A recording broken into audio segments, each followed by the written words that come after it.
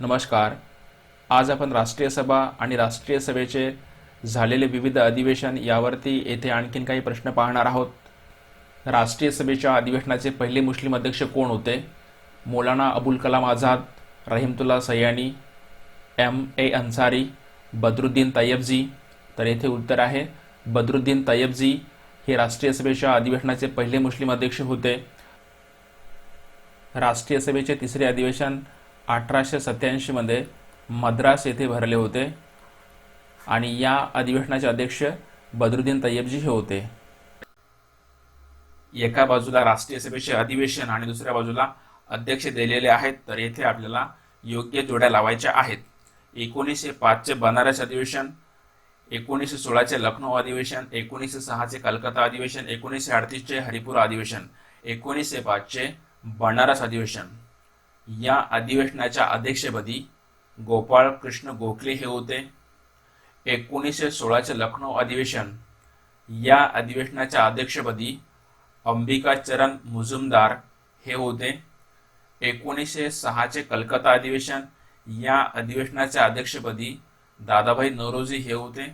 1938 चे हरिपुरा अधिवेशन, या अधिवेशनाच्या अध्यक्षपदी सुभाषचंद्र बोस हे होते. तर येथे आपल्याला पर्यायी उत्तर शोधायचे आहे. अ साठी असेल 2, ब साठी असेल 4, क साठी असेल 1 आणि ड साठी असेल 3. तर पर्यायी उत्तर 3 हे उत्तर आहे, ज्यामध्ये अ साठी 2 आहे, ब साठी 4 आहे, क साठी 1 आहे आणि ड साठी 3 आहे. दिल्लीमध्ये झालेल्या राष्ट्रीय सभेच्या विशेष अधिवेशनाच्या अध्यक्षपदी कोण होते? मौलाना अबुल कलाम आझाद, पंडित जवाहरलाल नेहरू, सुभाषचंद्र बोस, M.A. अन्सारी. तर उत्तर आहे मौलाना अबुल कलाम आझाद हे दिल्लीमध्ये झालेल्या राष्ट्रीय सभेच्या विशेष अधिवेशनाच्या अध्यक्षपदी होते. हे अधिवेशन 1923 मध्ये भरले होते. राष्ट्रीय सभेच्या पहिल्या अधिवेशनामध्ये किती ठराव संमत करण्यात आले होते? 7, 9, 11, 10. राष्ट्रीय सभेच्या पहिल्या अधिवेशनामध्ये एकूण 9 ठराव संमत करण्यात आले होते, त्यामुळे पर्याय क्रमांक 2 हे उत्तर आहे.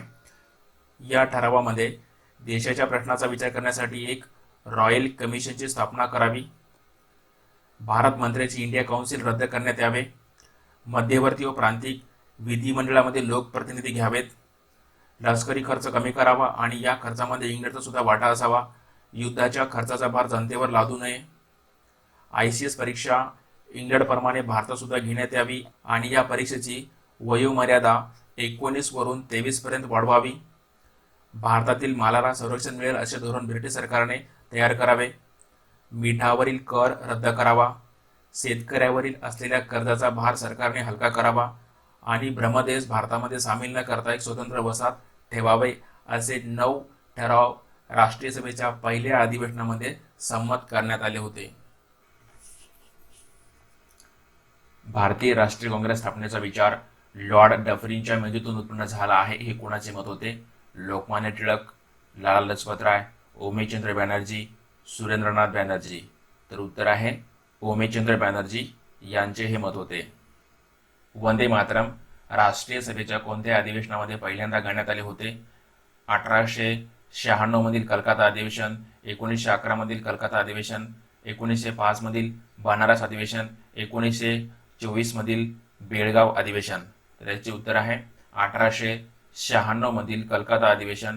या अधिवेशनामध्ये पहिल्यांदा वंदे मातरम हे रवींद्रनाथ टागोर यांनी गायले होते आणि या अधिवेशनाचे अध्यक्ष होते रहीमतुल्ला सयानी. जनगण मन हे राष्ट्रीय सभेच्या कोणत्या अधिवेशनामध्ये पहिल्यांदा गाण्यात आले होते? 1896 चे कलकत्ता अधिवेशन, 1911 चे कलकत्ता अधिवेशन, 1909 चे लाहोर अधिवेशन, 1905 चे बनारस अधिवेशन. तर येथे उत्तर आहे 1911 चे कलकत्ता अधिवेशन. या अधिवेशनामध्ये रवींद्रनाथ टागोर यांनी पहिल्यांदा जनगण मन हे गायले होते आणि या अधिवेशनाचे अध्यक्ष होते पंडित बिशन नारायण धर. भारतीय राष्ट्रीय काँग्रेसच्या पहिल्या अधिवेशनाच्या वेळी ब्रिटिश भारताचा व्हाईसरॉय कोण होता? Lord Curzon, Lord Dufferin, Lord Mayo, Lord Minto. तर येथे उत्तर आहे लॉर्ड डफरीन.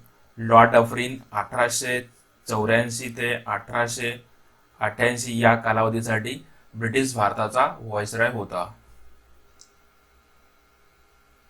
भारतीय राष्ट्रीय काँग्रेसच्या कोणत्या अधिवेशनामध्ये पूर्ण स्वराज्याचा ठराव संमत करण्यात आला होता?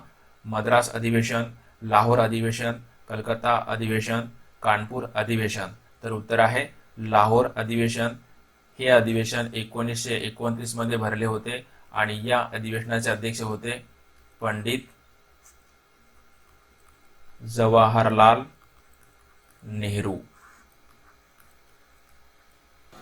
भारतीय राष्ट्रीय काँग्रेसच्या 12व्या अधिवेशनामध्ये वंदे मातरम हे पहिल्यांदा गाण्यात आले होते. तेव्हा भारतीय राष्ट्रीय काँग्रेसचे अध्यक्ष कोण होते? रहीमतुल्ला सयानी, अंबिकाचरण मुजुमदार, पंडित बिशन नारायण धर, बद्रुद्दीन तैयबजी. तर इथे उत्तर आहे रहीमतुल्ला सयानी. हे या अधिवेशनाचे अध्यक्ष होते आणि हे अधिवेशन 1896 मध्ये कलकत्ता येथे भरले होते.